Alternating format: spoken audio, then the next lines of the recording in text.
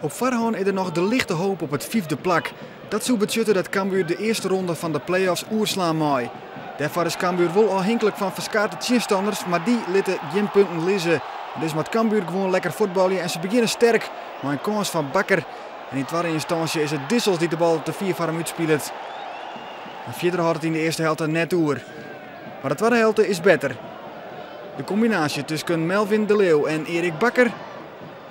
De Leeuw die vindt op de ronde van het strafschopgebied Martijn van der Laan, die bloedrestig en hij maakt de 1-0 voor Cambuur. Even liep het dan nog mis te gaan, want Sjaak Lettinga kan redelijk vrij teruggaan en hij liet Bizot kansloos 1-1. Maar de Leeuwters liet het er net bij zitten. Martijn van der Laan op Charles Dissels.